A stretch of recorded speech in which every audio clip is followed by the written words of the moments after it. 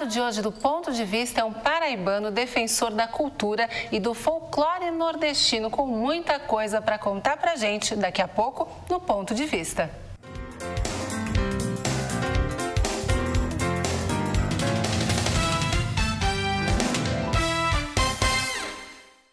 Olá, eu tenho um convite para você que acompanha as transmissões da TV Câmara. Todas as segundas, às 15h para as 14h, vai ao ar o Jornal da Câmara. Os principais fatos da Câmara Municipal de Guarulhos você vê aqui. TV Câmara Guarulhos, o canal da cidadania.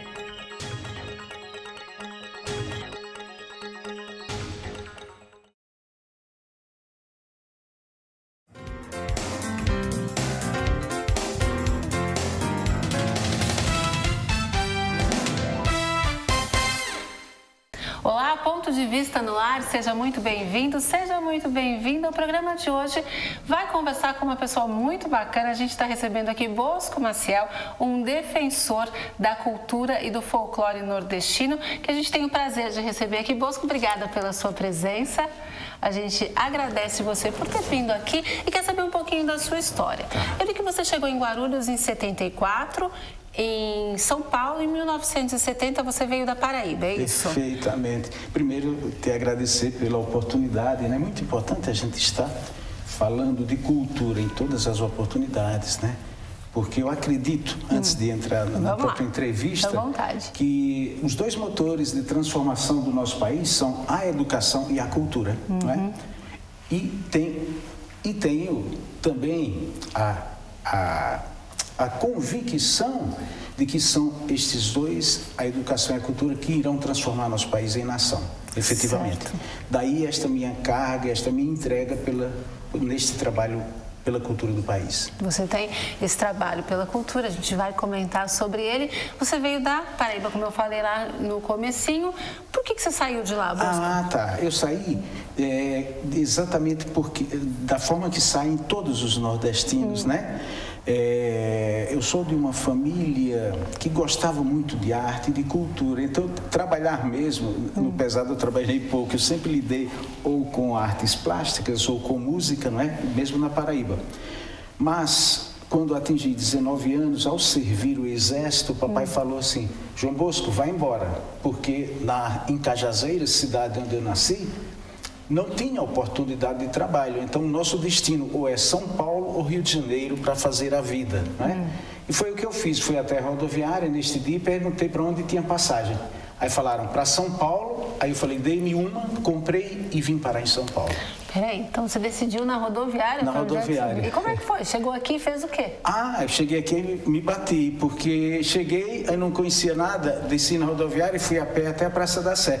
Aí a primeira noite eu dormi embaixo de viaduto, aí depois fiquei treinando andar em São Paulo nos dias seguintes, né? Mas a minha maior dificuldade... Com 19 anos? 19 anos, Não, eu tinha 20, porque... 1970, eu tinha 20 anos, né? E as dificuldades naturais de uma metrópole. Primeiro, a altura de prédio. Na minha cidade, tudo pequenininho, eu ficava desesperado vendo aqueles monstros de pé, andava olhando para cima. Outra dificuldade era separar a fisionomia dos japoneses. Eu achava que era tudo igual, eu não conseguia distinguir um japonês do outro. Por lá não tinha? Não tem. Na Paraíba, na minha cidade, não tinha japonês. Foi a primeira vez que eu vi. Aí eu olhava e falei, meu Deus, que família enorme. Essa porque gente toda igual. Eu não achava diferença de nenhum, né? Aí devagarinho eu fui identificando que tinha uma diferencinha. E isso foi uma nuance muito interessante desta dificuldade da chegada dos nordestinos. Mas todo nordestino que vem a São Paulo vem e é dessa forma mesmo, né? É um choque de civilização, né? Então tudo é muito diferente, a velocidade. Por exemplo, lá na década de 70, passava um carro a cada 3 horas na oficina do papai. Né? Cheguei aqui em São Paulo, aquela fila de carro tudo entupido um atrás do outro, né? Então tudo diferente. Então é um choque violento.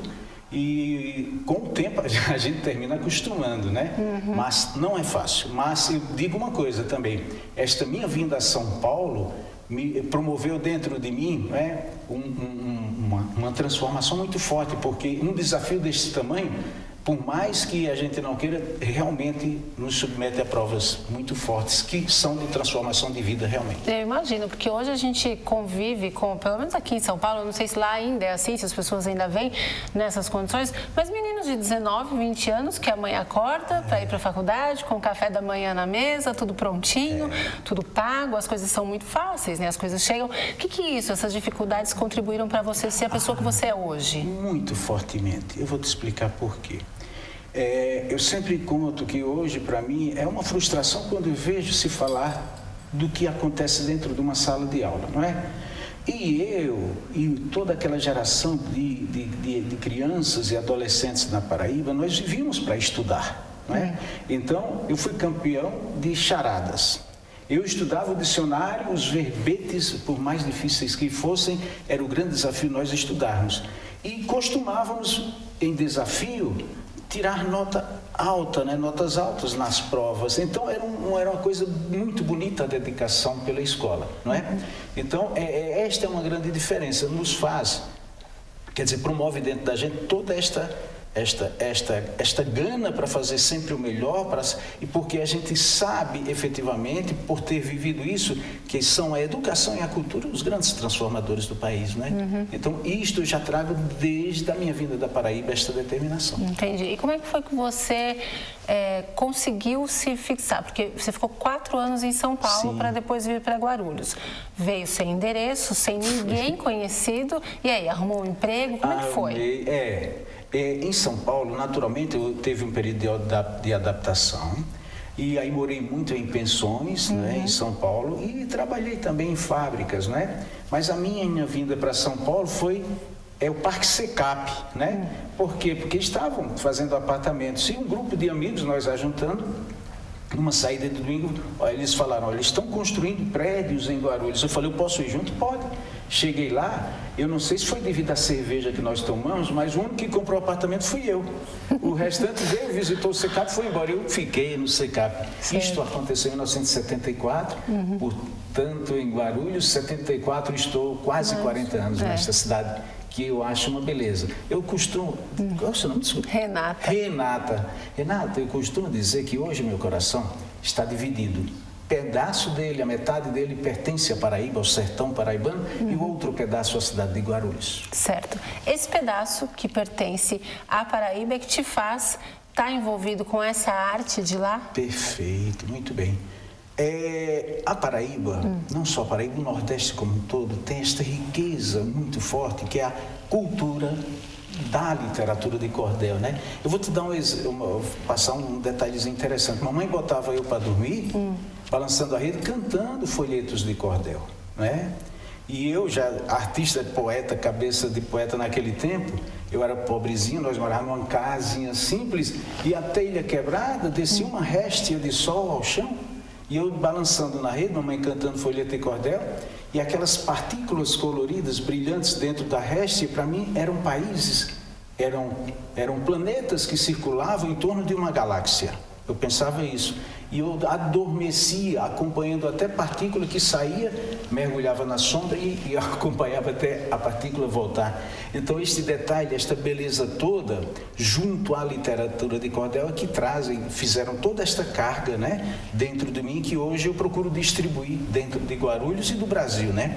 Porque eu não consigo separar Guarulhos de Brasil. Sempre que eu cheguei aqui, já vi um potencial enorme desta cidade em tornar-se um polo cultural, efetivamente, para nós entregarmos aos nossos descendentes um Brasil melhor. Então, eu penso dessa forma, né? O meu trabalho aqui não é só para a cidade de Guarulhos. Ele tem uma influência muito grande para São Paulo e para o Brasil. Certo. Você contou pra gente dessa fresta de luz, alma de poeta, né? Alma de artista. Para enxergar tudo isso numa fresta de luz ali que estava entrando. Você era uma criança, sua mãe colocava você para... Mas eu já era meio maluquinho, porque com 14 anos eu já expunha quadros em hotéis da cidade da Paraíba, né? E com 16 eu já cantava música dos Beatles, né? E tinha banda e saía Nordeste afora tocando. E namorava muito também. Papai ficava na oficina como torneiro mecânico E eu ajudei ele um pouquinho, mas depois eu não queria me belar de óleo, eu queria estar em contato com a música e com a arte, né? E papai também, ele gostava muito de cultura e arte, ele me adora. E papai me levava para assistir os filmes de Mazzaropi. E eu não esqueço até hoje, né? Que ele, na saída do cinema, a gente comia amendoim e roletinhos de cana. Eu, criança, eu adorava aquilo, né? E outra coisa que eu não esqueço do passado é papai levar a gente para assistir a missa 5 horas da manhã. Mas eu não ia para assistir a missa, eu ia para ver o sol nascer e chocar-se com aqueles vitrais coloridos da catedral. Eu vibrava com aquilo, amanhecer com aquele brilho do amanhecer do dia refletindo nos vitrais da catedral da cidade. Entendi. Um artista, nascido um artista. É verdade. Certo. E em Guarulhos, você, em 74, como é que você, vindo para cá, com todas as dificuldades que você passou, como é que a arte voltou ou continuou, ou se sobressaiu de novo na sua vida, Bosco? Sim. Eu tive 3 estágios dentro da cidade de Guarulhos, todos eles de impacto social, né?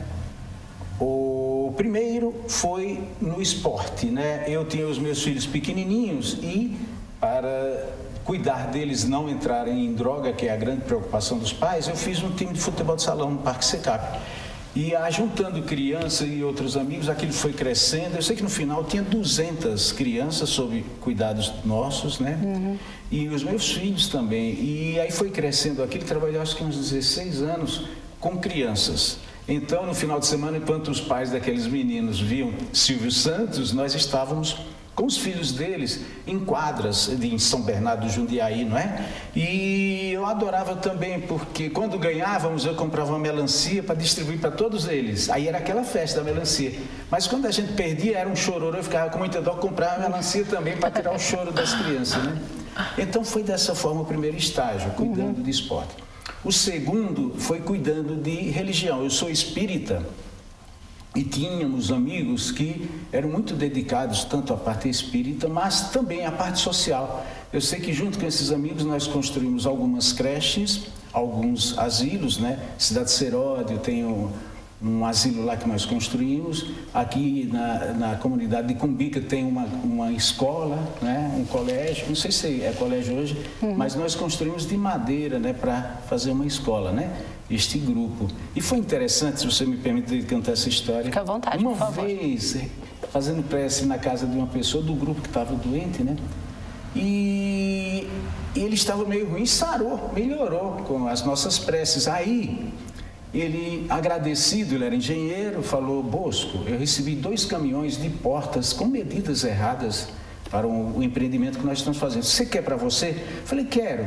E com aqueles 2 caminhões de portas nós construímos o Lar Irmão Francisco, aqui em Cumbica, né? Que hoje já é de alvenaria e atende crianças da comunidade. Então fizemos muito disso. E o terceiro estágio eu devo ao jornalista e poeta, patrimônio desta cidade, Castelo Hansen. Não é? Eu vi no jornalzinho Olho Vivo do Valdir Carleto, numa oportunidade, que se fazia sarau na Biblioteca Municipal. E eu, com aquela carga folclórica represada, não é? Eu tinha de soltar isso, porque o máximo que eu fazia era descer na Praça do Condomínio Paraná, no Secap, e tocar violão, só isso, né?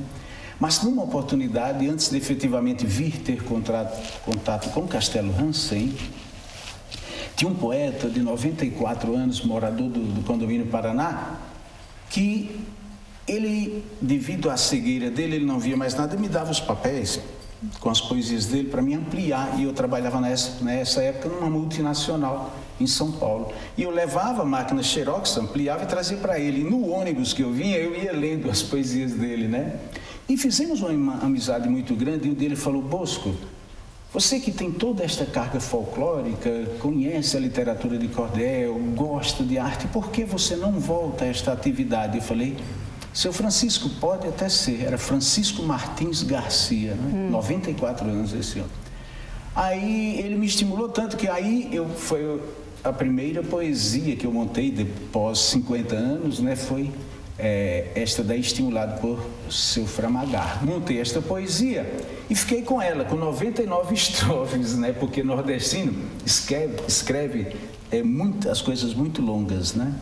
E peguei aquela poesia numa oportunidade, vim mostrar o Castelo Hansen num sarau aqui na Biblioteca Municipal. Pronto.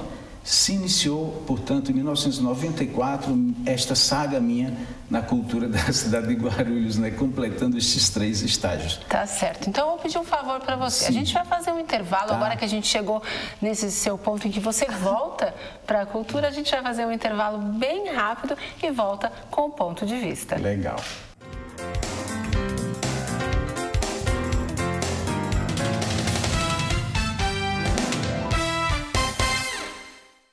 Para você que acompanha a programação da TV Câmara Guarulhos, eu tenho um convite. Toda sexta, às 15 para as 2 da tarde, tem Câmara em Pauta, uma mesa redonda com convidados especiais que discute temas importantes para você, morador da cidade de Guarulhos. Câmara em Pauta, toda sexta, 15 para as 2 da tarde, aqui na TV Câmara, o canal da cidadania.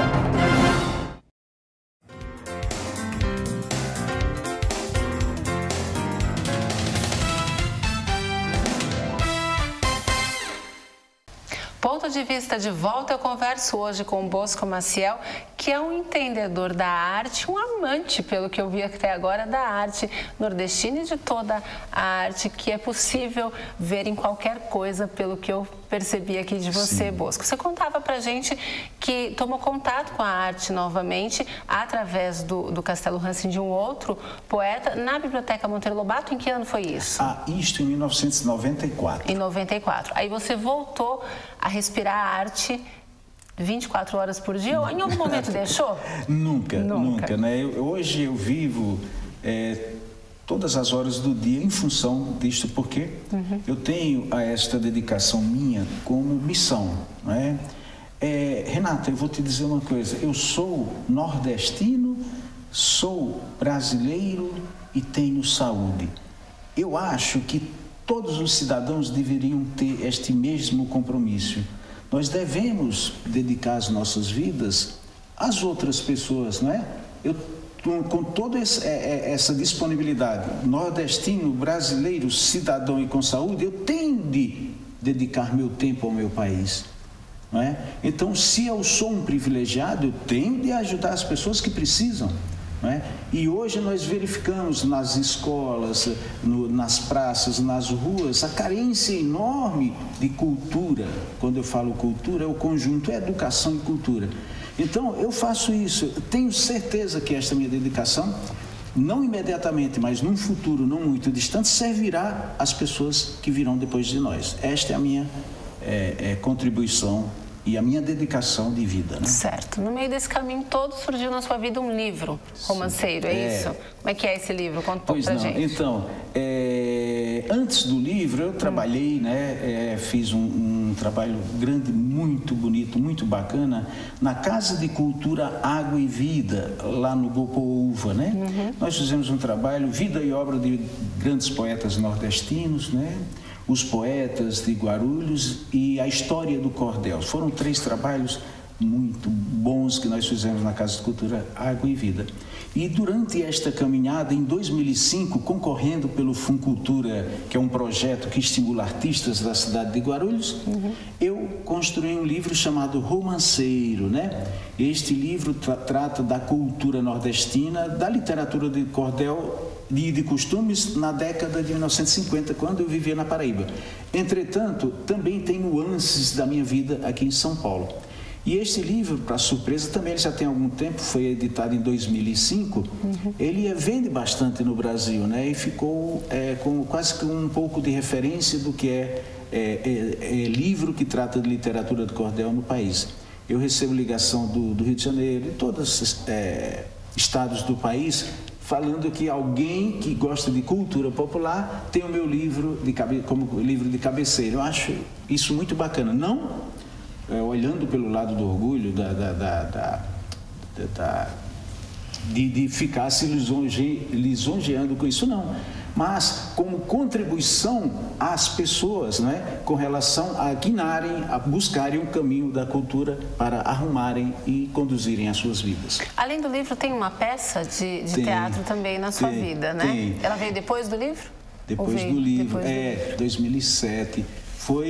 Eu tive fiz um show musical chamado Retratos de Cantador e fiz a peça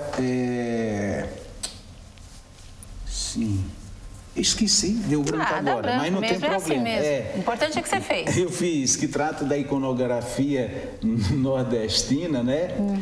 Mas olha, estava sempre na minha cabeça, agora deu branco, né? E eu acho que é por causa de outra peça que eu montei recentemente, chamada Ser Brincante, né?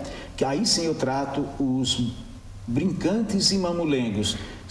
A peça é quase toda trabalhada com bonecos, né? Utilizando técnica de manipulação e técnica de... Esqueci o nome daquele, de mexe com a boquinha, esqueci também. Minha cabeça tá... Ventriloquia. Muito bem, ventríloco. Certo, né? Essa então, é mais nova. Essa é mais recente, ela está... entrando no YouTube, tem chamadas desta peça. Apresentei recentemente aqui em Guarulhos, mas estarei também apresentando em São Paulo muito brevemente e em um circo também de São Paulo. Certo. Isso tudo você faz sozinho, Bosco? Você cria sozinho? É tudo sozinho. E ainda faço mais um trabalho de entalhes, né? Então, graças a Deus, os entalhes que eu faço são santos, né? Divino Espírito Santo, Santa Ceia, tudo em madeira envelhecida. Eu ainda arrumo tempo para isso e, graças a Deus, quando termina, aí já tem gente querendo, né? Então, tem uma peça minha que faz parte já do acervo da matriz de Guarulhos, da Igreja Nossa Conceição, Nossa Senhora do Conceição, e me encomendaram também uma Santa Ceia de quase 2 metros de tamanho. Então, agora eu vim para a entrevista e primeiro eu estava lá trabalhando nesses entalhes. Então, tudo que é relativo, tudo não, detalhes que tratam da cultura popular, eu estou inserido de alguma forma, né? Na parte de teatro, na parte de música e na parte de entalhe, que é a parte de esculpir em madeira, enfim, várias atividades. Pintura também, eu também pinto. Hoje você vive da arte? Vivo da arte. Graças a Deus, mas eu acho que também é pela minha idade. Eu acho que ninguém vai querer que uma pessoa de 63 anos, né, voltando ao mercado de trabalho. Mas isso me alegra demais, porque eu dedico o tempo inteiro àquilo que eu acredito muito fortemente, que é a cultura, né? E eu acho até, eu já li algumas deduções, alguns estudos sobre isso, que a cultura, junto com a educação, é o grande paradigma deste início de século, não é?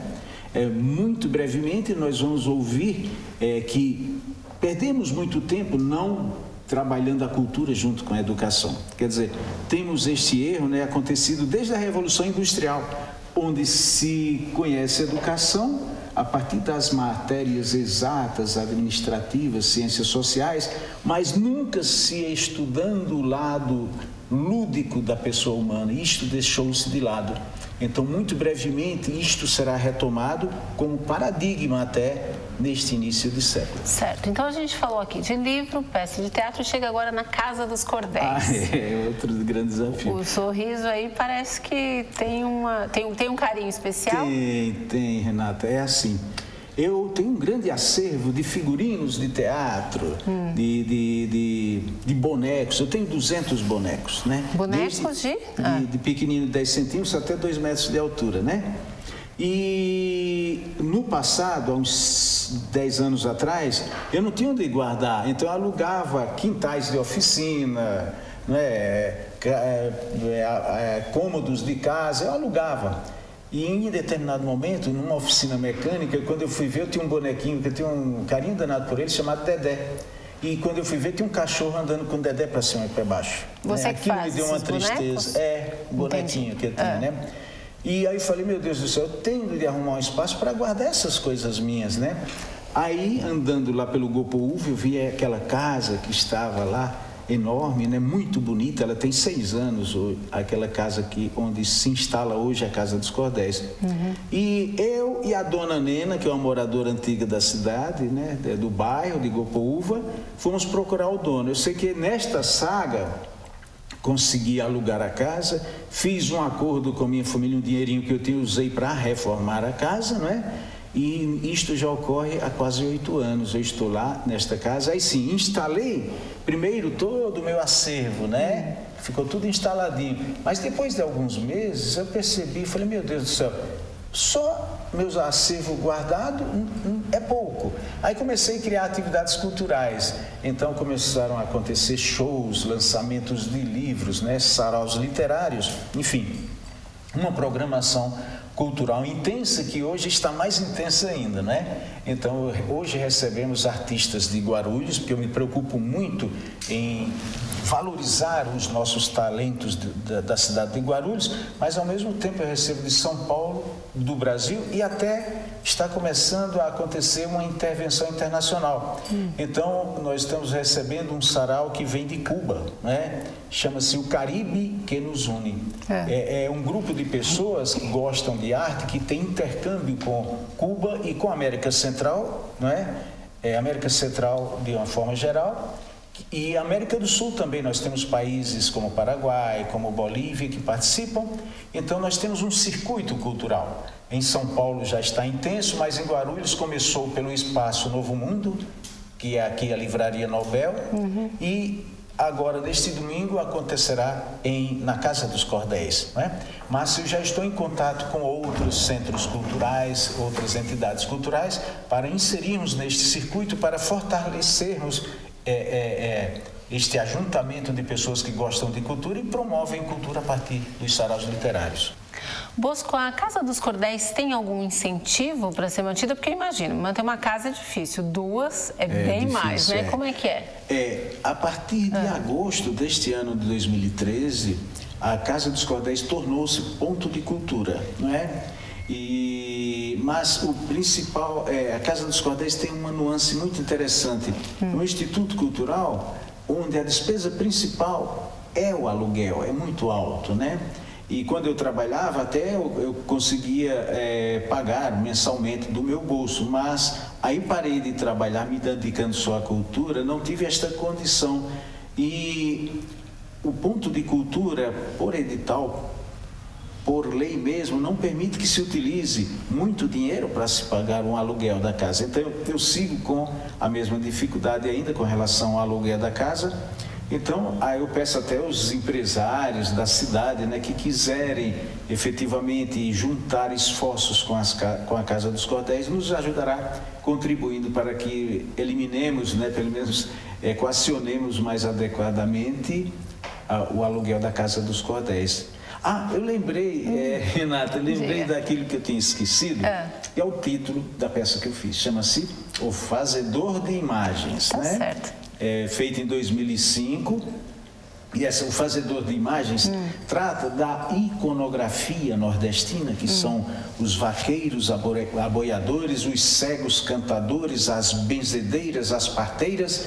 Quer dizer, estes personagens pululam fortemente, não grandemente dentro do espetáculo Fazedor de Imagens. Certo. E isso tudo, Fazedores de Imagens, a outra peça, o livro, tudo isso você leva para a Casa dos Cordéis. Quem é que participa lá? Tem criança, tem adolescente? Quem é que frequenta a Casa dos Cordéis? Muito bem. Hoje, nós temos uma frequência muito variada. Por exemplo, escolas, né? Vão escolas, tem uma escola que foi esta semana chamada Augusto Rusk, não é? Esta escola foi com as crianças e foi muito interessante que eu vi aquelas crianças com tablet tirando foto, com máquinas, não é? Todas extasiadas com os bonecos. Aí teve um menininho que chegou para mim, falou assim: seu Bosco, eu fui à Disneyland, mas achei melhor estar na Casa dos Cordéis. Aquilo me deu um orgulho. Ele gostou mais da Casa dos Cordéis e dos bonecos do que a Disney, não é? E aí na saída, e no dia seguinte ele trouxe toda a família para um espetáculo à noite, que era um espetáculo de boi-bumbá, cavalo marinho. Quando eu vi, foi aquela família de tio, avô, pai, tudo que o menininho trouxe. E no final do espetáculo ele me chama e fala assim: mamãe, ele chamou a mãe e eu, e falou assim: mamãe, será que seu Bosco pode participar da nossa festa de Natal? Eu achei aquilo tão recompensador, né? Então é o trabalho que se faz. Então nós temos desde os pequenininhos até pessoas adultas participando da Casa dos Cordéis. Eu imagino quão grato você ficou, porque a gente tenta dar para os nossos filhos o melhor e, como você comentou, tem tablet, tem não sei o quê, tem Disney, e a criança às vezes está buscando a coisa mais simples. Aquilo que você está expondo ali para eles é o que às vezes a gente não oferece e é o que eles procuram. Mas se eu te falar uma coisa, esta é a grande chave, né? O pessoal fala: por que hoje a cultura de massa, a indústria cultural consegue ajuntar milhares de pessoas, não é? E é porque não tiveram a oportunidade que essas crianças têm de visitar uma Casa dos Cordéis, por exemplo, que tem contato com a essência da nossa genética, cultural. Todos nós ouvimos uma cantiga de Niná em algum momento, não é?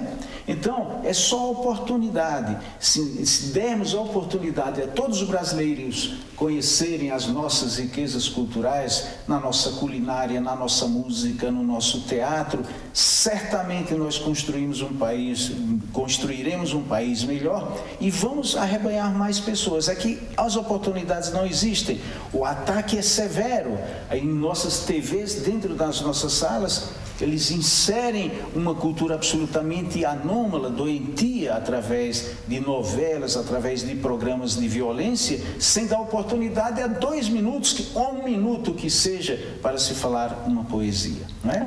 Então, esta é a dificuldade momentânea, mas para isso existem os combatentes, que somos nós. Estamos em trincheira, combatendo em favor do Brasil. Tá certo, Bosco. O nosso tempo é curto. Eu agradeço a sua presença, mas, sinceramente, eu agradeço muito mais pelo seu trabalho. Parabéns, viu? Parabéns. Renata, me permita, aproveitando que agora a Casa dos Cordéis tem este novo desafio de Pontos Cultura, eu tenho algumas atividades como a Procissão do Fogaréu, que eu trouxe de Goiás para inserirmos em Guarulhos, já tem 4 anos. Que acontece, hein? É um cortejo medieval. Mas quando que acontece? Sempre na Quinta-feira Santa, não é?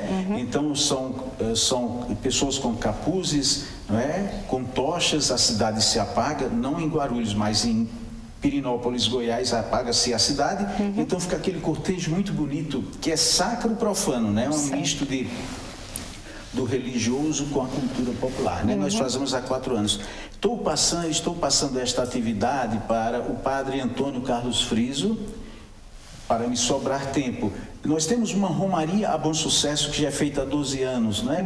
Esta romaria, da mesma forma, quero passar ao comando do Antônio Carlos Friso, que é um folclorista, além de ser padre.